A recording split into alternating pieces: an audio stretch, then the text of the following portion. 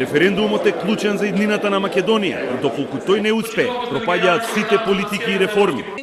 Опозицијата мора да се вклучи без разлика на спротивставените ставови, бидејќи нема друг алтернативен пат за државата.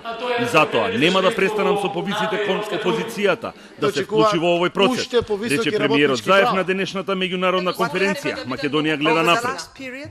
Тој потенцираше дека опозицијата е против договорот со Грција, но за интеграција во НАТО и Европската Унија. И затоа има одговорност и значајна улога во успехот на референдумот. Како премиер има мандат до декември 2020 година. Ако падне референдумот и не успее, веројатно завршуваме ние со политиките овде.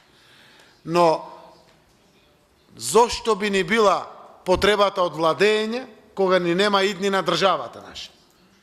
Од тука ги излекувам одговорностите на сите главни политички чинители во државата, вклучително и на ВМРО-ДПМН.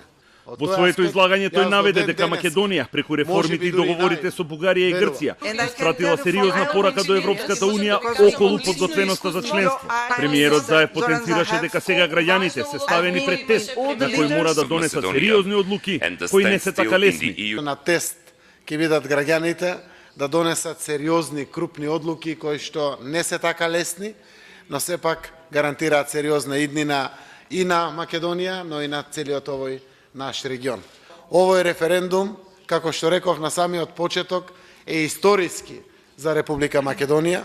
Ние имавме еден ваков референдум 1991 година, кога што огромно мнозинство од нашите граѓани излегоа и донесоа одлука да бидеме независна земја. Сега овој референдум дефинитивно ќе обезбеди иднината.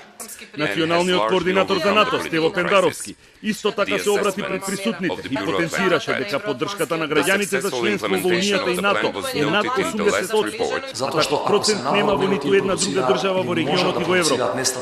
Тој смета дека одложувањето на стартот на преговорите за јуни 2019 година не може да се смета како поддршка, но сепак останува на ставот дека граѓаните ќе ја донесат вистинската одлука на референдумот и ќе гласаат за. Одложувањето на преговорите, на пристапните преговори со ЕУ за јуни 2019 реално не можеме да го толкуваме како поддршка на реформаторите во Македонија кои направија практично политичко чудо со македонско-грчкиот договор.